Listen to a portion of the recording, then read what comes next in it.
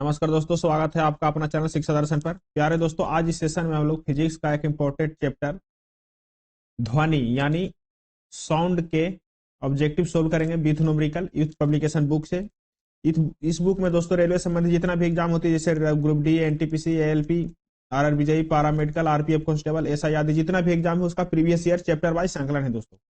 इस बुक का भाग 1 स्टार्ट किए थे, उसमें हम लोग लगभग 6 चैप्टर कंप्लीट कर लिए हैं। अब हम लोग 7वां चैप्टर यानी कि साउंड ध्वनि को ऑब्जेक्टिव सोल्व करेंगे। तो चलिए शुरू करते हैं हम लोग ध्वनि।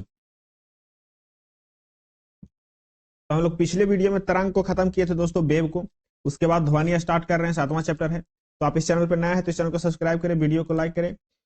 और इसी चैनल के नाम से प्लेलिस्ट टेलीग्राम चैनल है दोस्तों, शिक्षा दर्शन के नाम से, उसमें टेलीग्राम ग्रुप में ज्वाइन करें और उसमें पीडीएफ वीडियो का लिंक वगैरह सेंड किया जाता है। तो चलिए शुरू करते हैं आज हम लोग ध्वनि। तो ध्वनि को ऑब्जेक्टिव सोल्व करने से पहले हम लोग कुछ सब्जेक्टिव के तौर पर पढ़ लेते हैं, पहले उसको देख लेते हैं, उसके बाद ऑब्जेक्टिव बनाएंगे। तो चलिए पहले ध्वनि होता क्या है उसके बारे में चर्चा करते हैं। यहाँ ध्वनि होता क्या है, थोड़ा सा वीडियो लंबा होगा लेकिन सब्जेक्टिव से हम लोग क्लियर करेंगे। ध्वनि ध्वनि होता क्या है दोस्तों, उसको हम लोग क्लियर करते हैं। ध्वनि, तो ध्वनि क्या है दोस्तों? ध्वनि एक प्रकार का कंपन है। क्या है ध्वनि? ध्वनि ध्वनि एक प्रकार का कंपन है दोस्तों। तो ध्वनि क्या है? ध्वनि एक प्रकार का कंपन है या विक्षोभ है जो किसी ठोस, द्रव या गैस से होकर संचारित होता है या गुजरता है या चलता है। ठीक है, कहता है मुख्य रूप से उन कंपनों को ही क्या कहते हैं? ध्वनि कहते हैं दोस्तों। जो कंपन है उसको ध्वनि कहते हैं। हम लोग वेव पढ़े थे, तरंग पढ़े थे, उसमें 2 प्रकार के तरंग पढ़े थे। एक होता है यांत्रिक तरंग और एक होता है विद्युत चुंबकीय तरंग, जिसको बोलते थे हम लोग मैकेनिकल वेव और इलेक्ट्रोमैग्नेटिक वेव। तो मैकेनिकल वेव के 2 ब्रांच पढ़े थे हम लोग, एक पढ़े थे अनुदैर्ध्य तरंग, एक पढ़े थे अनुप्रस्थ तरंग। तो ध्वनि जो है दोस्तों वो है अनुदैर्ध्य तरंग है। ध्वनि क्या है? एक अनुदैर्ध्य तरंग है। अनुदैर्ध्य तरंग की खासियत क्या था? अनुदैर्ध्य तरंग की खासियत था दोस्तों कि उसको संचारित होने के लिए मीडियम की आवश्यकता होती थी। क्या होती थी? संचारण के लिए मीडियम की आवश्यकता होती थी। यानी कि मीडियम कहने का मतलब चाहे तो ठोस हो या गैस हो या तो द्रव हो, यानी कि मीडियम, उसके जब मीडियम रहेगी तभी वह क्या होगी? संचारित होगी। ठीक है, अब कहता है ध्वनि का चाल का प्रभाव जो है दोस्तों, ध्वनि की जो चाल है वो किस किस पे डिपेंड करता है। तो ध्वनि के चाल पहले हम लोग मीडियम पर देखते हैं कि ध्वनि का चाल किस पे प्रभाव पड़ेगा। तो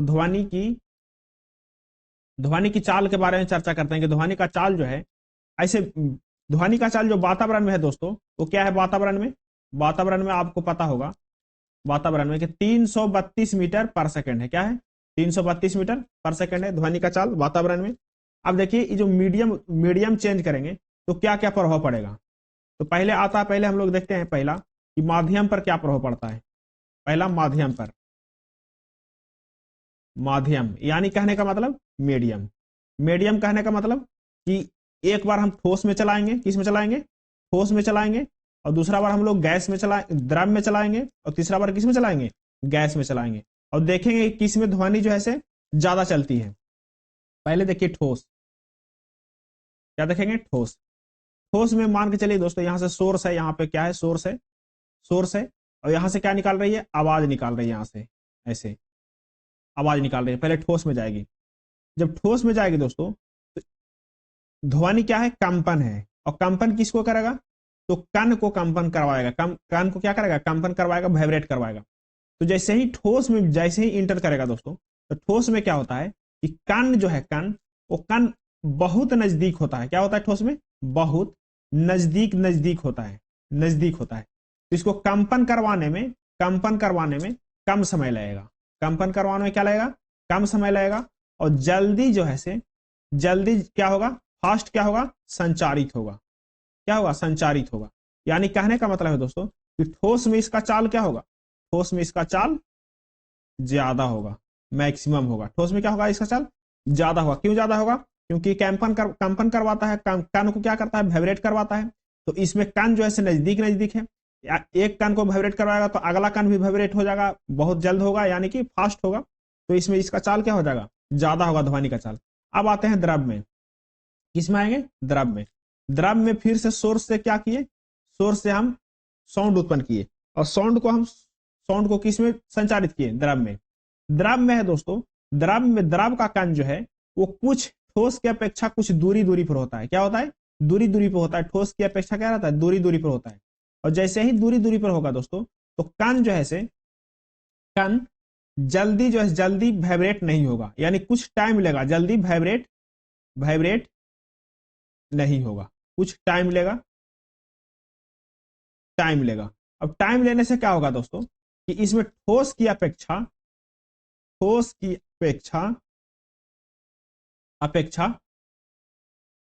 कम चाल होगा। ठोस की अपेक्षा कम चाल होगा किसमें? द्रव में। ठोस में सबसे ज्यादा, उसके बाद द्रव में। अब फिर सोर्स से क्या किए? सोर्स से हम गैस में क्या किए? यहां पे गैस में क्या किए? साउंड को संचारित करवाएं। और गैस में आपको पता है कि गैस का जो मोलिक्यूल्स है, कण है दोस्तों, वो बहुत दूर दूर पे होता है। क्या होता है? बहुत दूर दूर पे होता है। और बहुत दूर दूर पे होने के कारण क्या होता है दोस्तों कि इसको कण को वाइब्रेट करवाने में बहुत समय लगता है। क्या लगता है? बहुत टाइम लगेगा। कण को वाइब्रेट करवाने में क्या लगेगा? ठोस और द्रव की अपेक्षा बहुत टाइम लगेगा। इसी कारण से सबसे कम स्पीड ध्वनि का किसमें होगा? गैस में होगा। गैस में ध्वनि का सबसे क्या होगा? कम स्पीड होगा गैस में। अब हम लोग मीडियम पर देखें। अगर देखिए इसका अगर कण पास पास होंगे, अगर कण क्या होगा दोस्तों? अगर जो कण पास पास होंगे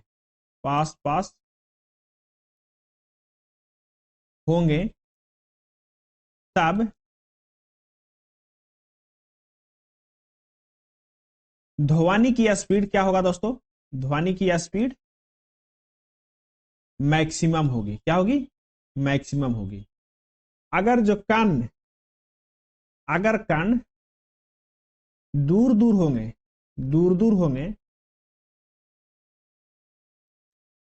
तब क्या होगा? तब ध्वनि की स्पीड क्या होगी? ध्वनि की स्पीड मिनिमम होगी दोस्तों। क्या होगी? मिनिमम होगी ध्वनि की स्पीड। ठीक है। अब दोस्तों आपसे पूछ लेगा कि हवा में ध्वनि का स्पीड क्या होता है? किसमें? हवा में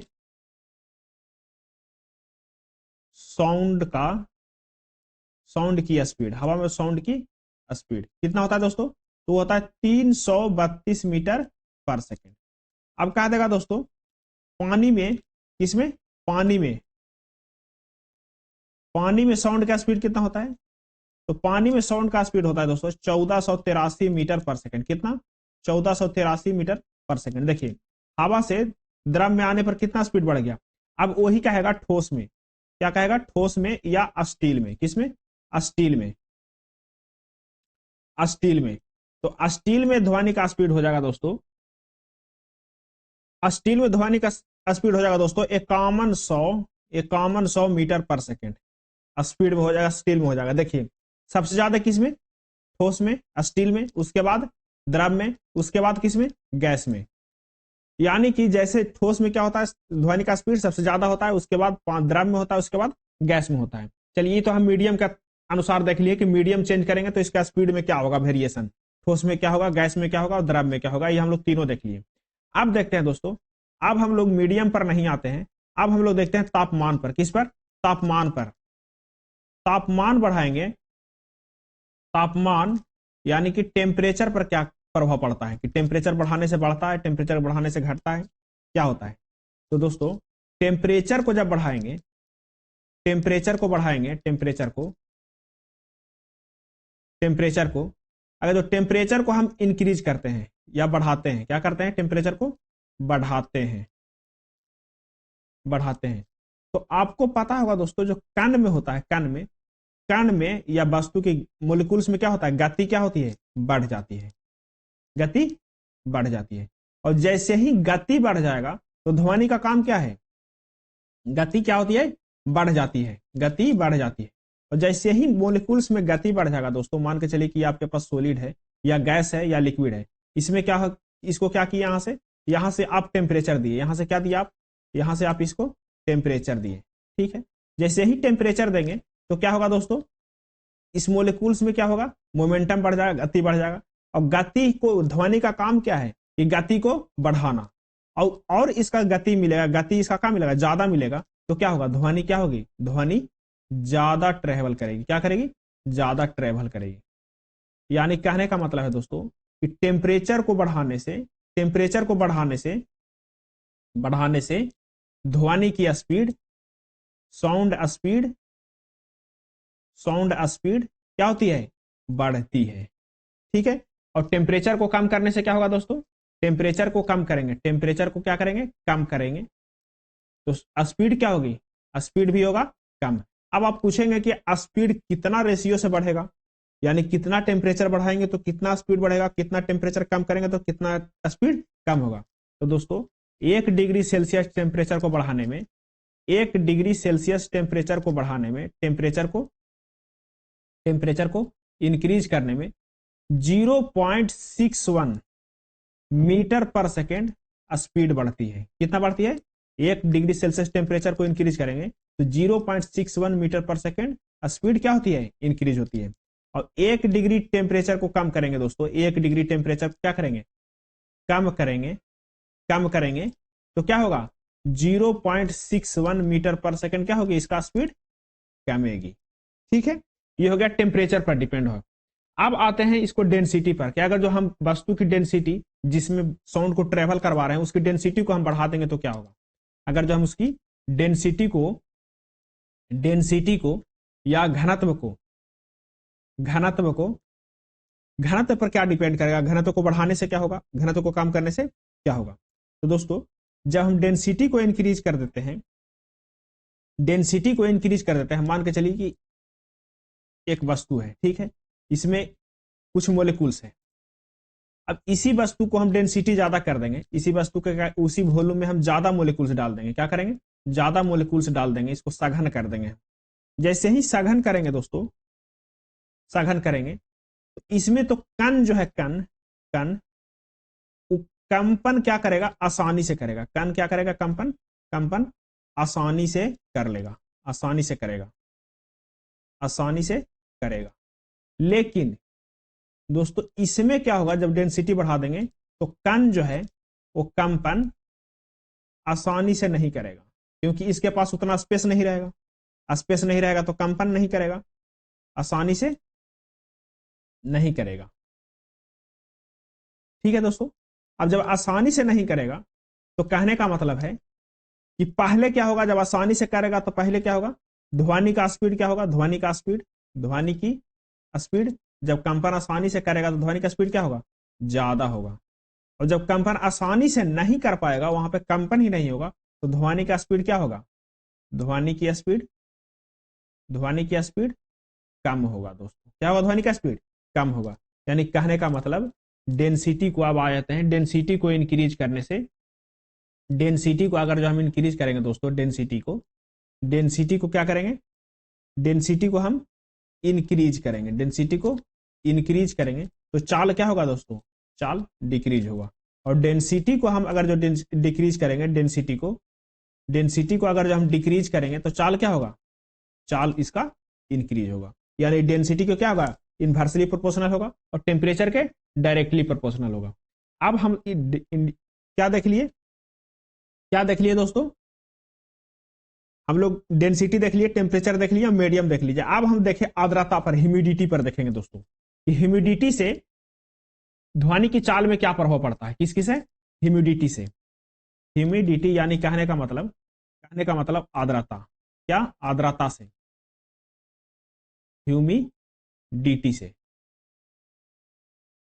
तो ह्यूमिडिटी से दोस्तों देखिए, मान के चलिए कि हवा है, नॉर्मल हवा है, तो नॉर्मल हवा में क्या होता है दोस्तों, नॉर्मल हवा में आपको पता है या नाइट्रोजन होता है और ऑक्सीजन होता है। तो नाइट्रोजन का भार कितना है दोस्तों, नाइट्रोजन का भार है 14 गुने 2 यानी कि 28 है नाइट्रोजन का अनुभार।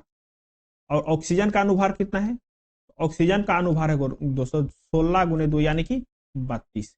कुल मिला के ये दोनों का भार कितना हो जाता है, ये दोनों का भार मिला के हो जाता है दोस्तों 60। कितना हो जाता है, 60।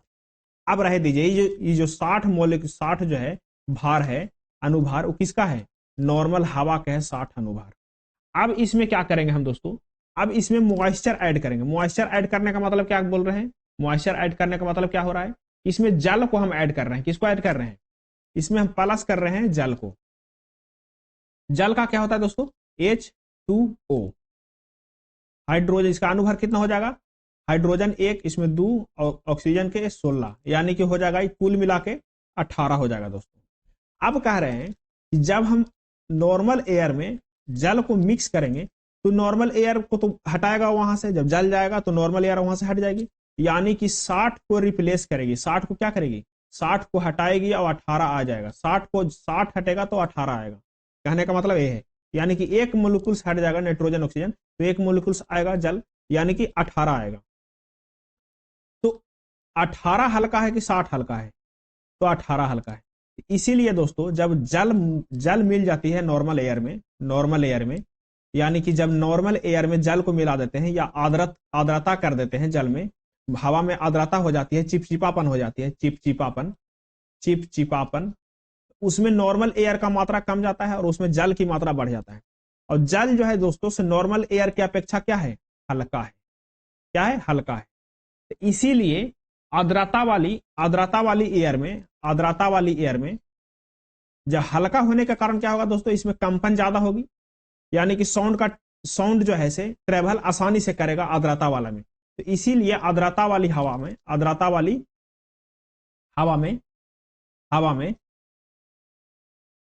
हवा में साउंड का स्पीड क्या होता है दोस्तों?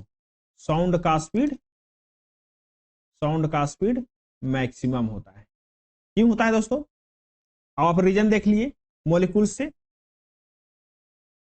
कि आर्द्रता वाली हवा में क्या होता है? साउंड का स्पीड ज्यादा होता है। अब उसके बाद आते हैं दोस्तों, जब साउंड का स्पीड ज्यादा होता है तो उसके बाद आते हैं, अब दाब से क्या प्रभाव पड़ता है साउंड में? किससे? दाब से देखेंगे। दाब से क्या देखेंगे? अब आर्द्रता के बाद क्या देखेंगे? दाब देखेंगे। लास्ट है कि दाब से क्या प्रभाव पड़ता है। देखिए, दाब से, प्रेशर से।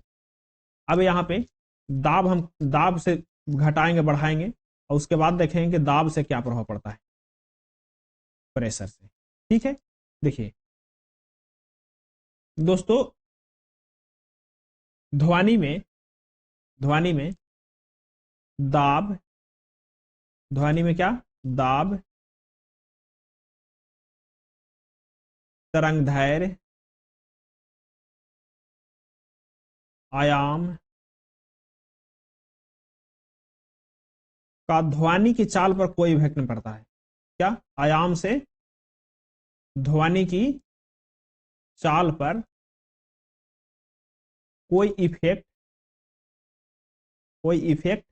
नहीं पड़ता है। यानी कि अगर जो हम किसी मीडियम में प्रेशर को इंक्रीज कर देंगे, यानी कि वहां पे 1 बार प्रेशर है तो वहां 10 बार कर देंगे। क्या कर देंगे? 10 बार कर देंगे, तो क्या होगा? ध्वनि की चाल पर क्या होगा? प्रभाव पड़ेगा। तो ध्वनि की चाल पर कोई प्रभाव नहीं पड़ेगा। कहेगा तरंगदैर्घ्य को बढ़ा देंगे, तरंगदैर्घ्य को कम कर देंगे, तो ध्वनि की चाल क्या होगा? ध्वनि की चाल पर कोई प्रभाव नहीं पड़ेगा। कहेगा कि आयाम को घटा बढ़ा देंगे, तो ध्वनि की चाल पर क्या प्रभाव पड़ेगा? कोई प्रभाव नहीं पड़ेगा ध्वनि की चाल पर। ठीक है दोस्तों, अब हम लोग देखेंगे, यहां तो देख लिए ध्वनि की किस किस पर इफेक्ट है। अब हम लोग देखेंगे ध्वनि का प्रकार। क्या देखेंगे? ध्वनि, टाइप्स ऑफ साउंड। ध्वनि का प्रकार देख लेते हैं। ध्वनि का प्रकार कहने का मतलब, ध्वनि का प्रकार कहने का मतलब टाइप्स ऑफ साउंड। साउंड कितने प्रकार का होता है?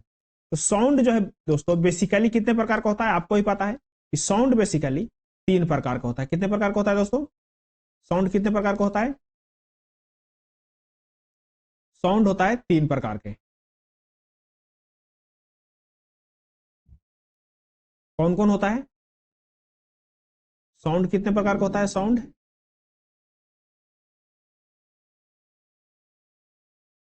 दोस्तों, साउंड कितने प्रकार का हो गया? 3 प्रकार के। कौन कौन? एक हो गया अपश्रव्य ध्वनि, दूसरा होता श्रव्य ध्वनि, और तीसरा पराश्रव्य ध्वनि। इंग्लिश में कहे तो इंफ्रासोनिक साउंड, सोनिक साउंड और अल्ट्रासोनिक साउंड। अब ये तीनों 3 टाइप के साउंड जो है दोस्तों, वो किस आधार पर डिवाइड किया गया? 3 प्रकार के साउंड जो है हम किस आधार पर डिवाइड किए कि इसका कौन सी क्राइटेरिया में कौन सी साउंड होगी, और इसको अब श्रव्य तरंग क्यों कहा गया, अब श्रव्य ध्वनि क्यों कहा गया, श्रव्य ध्वनि क्यों कहा गया, और पराश्रव्य ध्वनि क्यों कहा गया, इसके बारे में चर्चा करते हैं। तो इसको दोस्तों हम लोग आवृत्ति पर डिवाइड किए हैं। किस पर? आवृत्ति पर, फ्रीक्वेंसी पर डिवाइड किए हैं। किस पर डिवाइड किए हैं? आवृत्ति पर। आवृत्ति पर डिवाइड किए हैं दोस्तों कि इस रेंज का आवृत्ति वाला क्या होगा, इस तरह इस ध्वनि का ध्वनि कहा जाएगा, और इस रेंज का ध्वनि को इस तरह इस आवृत्ति के ध्वनि को क्या कहते हैं, ये ध्वनि का नाम से जाना जाता है। तो चलिए देखते हैं कौन सी। अगर जो दोस्तों 20 हर्ट्ज से, कितना 20 हर्ट्ज से, 20 हर्ट्ज से आवृत्ति के ऐसा यूनिट क्या हम पिछले वीडियो में देखे थे कि आवृत्ति का ऐसा यूनिट क्या होता है, तो हर्ट्ज होता है।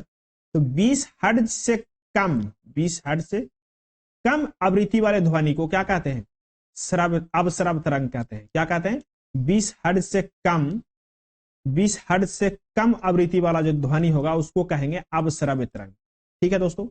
अब आता है, ये हो गया अवश्रव तरंग के लिए। अब आता है दोस्तों 20 हर्ट्ज से 20,000 हर्ट्ज तक, 20 हर्ट्ज से 20,000 हर्ट्ज के आवृत्ति वाले तरंग को क्या कहते हैं, श्रव्य तरंग कहते हैं दोस्तों। श्रव्य तरंग ही नहीं कहते हैं, इसको कहते हैं, इसको हम लोग ऑडिबल साउंड भी कहते हैं। क्या कहते हैं, ऑडिबल, ऑडिबल यानी कि सुने जाने योग्य जो ध्वनि है वो कौन सी है, श्रव्य तरंग है। और देखेंगे किससे सुने जाने योग्य, तो मनुष्य से। किससे, मनुष्य से सुने जाने योग्य, मनुष्य से सुने जाने योग्य जो है, सुने जाने योग्य ध्वनि कौन सा है, श्रव्य तरंग है दोस्तों। इसका आवृत्ति कितना होता है, 20 हर्ट्ज से 20,000 हर्ट्ज। अब देखिए आ गया पराश्रव्य तरंग। पराश्रव्य तरंग है दोस्तों 20,000 हर्ट्ज से 20,000 हर्ट्ज से अधिक, 20,000 हर्ट्ज से अधिक आवृत्ति वाले ध्वनि को क्या कहते हैं दोस्तों, अधिक आवृत्ति वाले ध्वनि क्या कहते हैं, पराश्रव्य तरंग कहते हैं, अल्ट्रासोनिक साउंड कहते हैं। ठीक है। अब आप कहेंगे कि अवश्रव्य ध्वनि का प्रयोग कहां है, अवश्रव्य ध्वनि कहां यूज होता है। तो अवश्रव्य ध्वनि जो है दोस्तों वो कहां उत्पन्न होता है, ये उत्पन्न होता है भूकंप में, भूकंप में, भूस्खलन में, भूस्खलन में, या हम माने तो कहते हैं प्राकृतिक आपदा में। क्या कहते हैं, प्राकृतिक आपदा में क्या उत्पन्न होता है दोस्तों, अवश्रव्य तरंग, जिसका आवृत्ति क्या होता है, प्राकृतिक आपदा में, जिसकी आवृत्ति होता है 20 हर्ट्ज से कम होता है इसकी आवृत्ति। अब आते हैं दोस्तों प्रश्रव्य तरंग का, अब आते हैं श्रव्य तरंग। श्रव्य तरंग का आवृत्ति होता है दोस्तों 20 हर्ट्ज से 20,000 हर्ट्ज।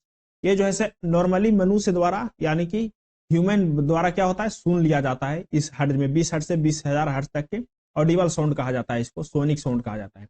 अब देखिए पराश्रव्य तरंग। पराश्रव्य तरंग है जो दोस्तों, इसको कौन सुनता है, इसको सुनता है कुत्ता, बिल्ली और चमगादड़,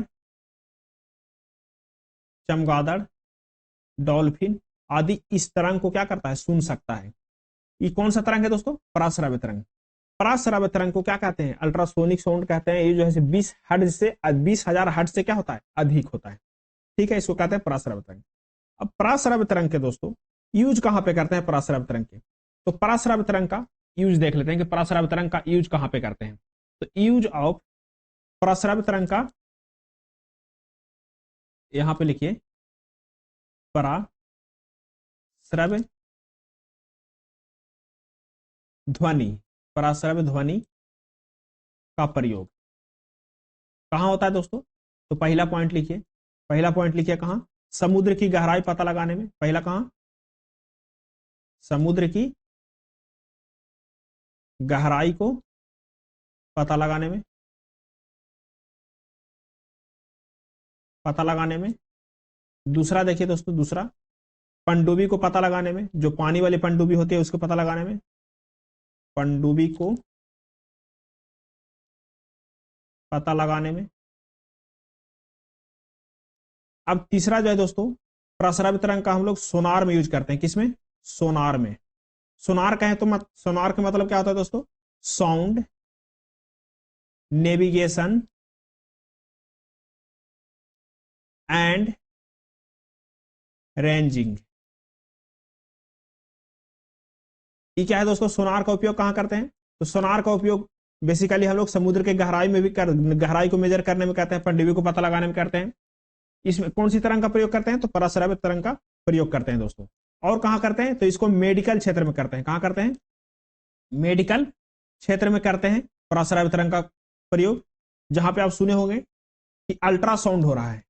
अल्ट्रासाउंड का मतलब क्या हो गया आपको? अल्ट्रासाउंड मतलब कहने का मतलब पराश्राव्य तरंग का प्रयोग हो रहा है वहां पे अल्ट्रासाउंड। शरीर के आंतरिक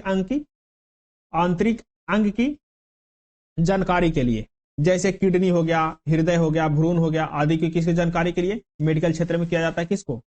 पराश्राव्य तरंग का। अब देखिए हम लोग ध्वनि का साउंड देख लिए, सब कुछ देख लिए। अब उसके बाद देखते हैं दोस्तों ध्वनि का गुण। ध्वनि का गुण के बाद हम लोग क्या करेंगे? ऑब्जेक्टिव को सोल्व करेंगे। पहले देख लेते हैं ध्वनि का गुण, कि ध्वनि का गुण क्या क्या होता है। ध्वनि का गुण, तो पहला गुण है दोस्तों इसको तीव्रता। इसको तीन तीन प्रकार के गुण हम लोग बेसिकली जानकारी में है। क्या? तीव्रता, पहला तीव्रता, तीव्रता। दूसरा है प्रबलता, प्रबलता। और तीसरा गुण है दोस्तों तारतम्य, तारतम्य। क्या बोलते हैं? पहला तीव्रता, तीव्रता को बोलते हैं इंटेंसिटी, इंटेंसिटी। दूसरा बोलते हैं लाउडनेस, लाउडनेस। और तीसरा को बोलते हैं पिच। क्या बोलते हैं? पिच। ठीक है दोस्तों। तीव्रता जो है दोस्तों, अब आते हैं हम तीव्रता। तीव्रता जो है वो स्पीड से डोनेट होता है दोस्तों, स्पीड से, यानी कि तीक्ष्णता से तीव्रता स्पीड से डोनेट होता है। कि ज्यादा तीव्र रहेगा तो ज्यादा स्पीड और ज्यादा दूर तक जाएगा। अब आता है प्रबलता, लाउडनेस। लाउडनेस जो है दोस्तों, लाउडनेस वो भी तेज, तेज और मंद को डिनोट करता है कि ज्यादा लाउडनेस है या ज्यादा आवाज है। अब आता है उसके बाद तारतम्य यानी पिच। पिच जो है दोस्तों वो वॉइस को क्या करता है? आवाज को, ध्वनि को क्या करता है? वॉइस को, ध्वनि को अलग अलग कर देता है दोस्तों। पिच क्या कर देता है? अलग अलग कर देता है ध्वनि को। कैसा कर देता है? एक को मोटा कर देता है, एक को मोटा कर देता है, दूसरा को पतला कर देता है, पतला कर देता है। अब मोटा पतला कहने का मतलब क्या है दोस्तों? मोटा जो है से जनरली क्या होता है कि आदमी, कहने का मतलब मेल का आवाज जो है दोस्तों क्या है? मोटा है। और पतला कहने का मतलब जो फीमेल का आवाज है वो क्या है? पतला है। ठीक है दोस्तों। मोटा कहने का मतलब क्या है? मोटा कहने का मतलब मेल का आवाज। अब देखिए, अब कहेंगे आप सर कि जो मोटा है, मोटा आवाज है, जो पतला आवाज है, तो किसमें तारतम्य यानी पिच ज्यादा किसमें है? मोटा आवाज में ज्यादा है कि पतला आवाज में ज्यादा है? तो दोस्तों मोटा आवाज में, मोटा आवाज में पिच जो है, पिच, पिच वो क्या है? कम है। और पतला आवाज में पिच क्या है? पिच वह ज्यादा है दोस्तों। पतला आवाज में पिच क्या है? ज्यादा है। मोटा आवाज में पिच क्या है? कम है। यही डिफरेंस है। अगर जो पिच ज्यादा हो जाएगा तो आवाज क्या हो जाएगा? पतला हो जाएगा। अब एक एग्जांपल एग्जाम में पूछा जाता है, ऑब्जेक्टिव में पूछा जाता है कि मच्छर के भिनभिनाहट, मच्छर के भिनभिनाहट और शेर की दहाड़ में किसका पिच ज्यादा है? क्या पूछा जाता है? मच्छर की, मच्छर की भिनभिनाहट, भिनभिनाहट और शेर की दहाड़, शेर की दहाड़ में पिच किसका ज्यादा है दोस्तों? पिच किसका ज्यादा है? तो पिच ज्यादा है मच्छर की भिनभिनाहट में। क्या है? पिच, पिच ज्यादा किसका है? मच्छर की भिनभिनाहट में। और शेर की दहाड़ में किस पिच क्या है? पिच क्या है? पिच कम है दोस्तों। अब देख लिए, अब थोड़ा सा एक और पॉइंट बचा हुआ, इक्को, प्रतिध्वनि। आप देखे होंगे कहीं पे भी दूर दराज में जहां पे सन्नाटा होता है, पहाड़ी इलाका होता है, तो वहां पे आपको बोलने से क्या होता है कि प्रतिध्वनि आपके पास आता है। क्या आता है? प्रतिध्वनि। आप एक बार बोलेंगे तो उधर से भी आवाज आएगी, तो उसको क्या बोलते हैं? प्रतिध्वनि बोलते हैं दोस्तों। क्या बोलते हैं उसको? प्रतिध्वनि बोलते हैं, इक्को बोलते हैं, इक्को उसको। इसका डिफिनेशन क्या है कि प्रतिध्वनि, अगर जो कोई पूछेगा प्रतिध्वनि होता क्या है, तो इसको क्या बताएंगे? कहेंगे जब ध्वनि किसी वस्तु से टकराकर, क्या? जब ध्वनि किसी वस्तु से टकराकर, वस्तु से टकराकर परावर्तित होती है, परावर्तित होती है, तो इसे क्या कहते हैं? तो इसे प्रतिध्वनि बोलते हैं दोस्तों। क्या बोलते हैं इसे? प्रतिध्वनि कहते हैं। जब कोई वस्तु किसी वस्तु से टकराकर परिवर्तित होती है तो इसे क्या बोलते हैं, प्रतिध्वनि कहते हैं। ठीक है दोस्तों, प्रतिध्वनि होने के लिए दोस्तों मान के चलिए कि एक मनुष्य खड़ा है यहाँ पे और यहां से क्या निकाल रहा है, यहां से ही साउंड निकाल रहा है, आवाज निकाल रहा है। तो प्रतिध्वनि होने के लिए वस्तु की दूरी कितना होना चाहिए, मिनिमम दोस्तों।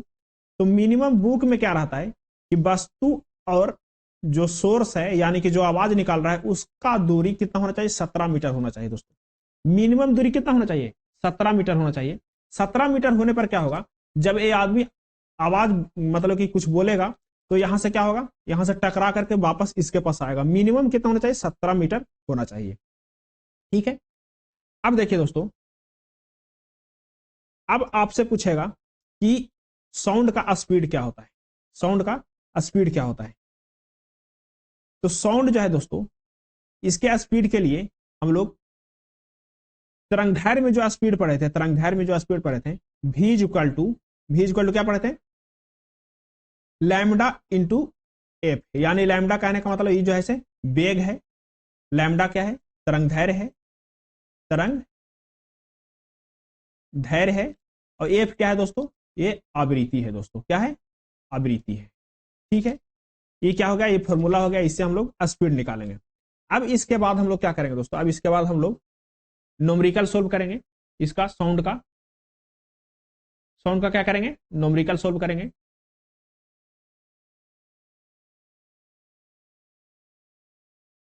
तो न्यूमेरिकल हम लोग अगले वीडियो में सोल्व करेंगे क्योंकि वीडियो लंबा हो जाएगा। तो लास्ट तक देखने के लिए बहुत बहुत धन्यवाद। और आपको कुछ अच्छा लगे या खराब लगे तो कमेंट करके जरूर बताइए दोस्तों। आप इस चैनल पर नया है तो इस चैनल को सब्सक्राइब करें और वीडियो को लाइक करें। चलिए मिलते हैं अगले वीडियो में साउंड के ऑब्जेक्टिव के साथ।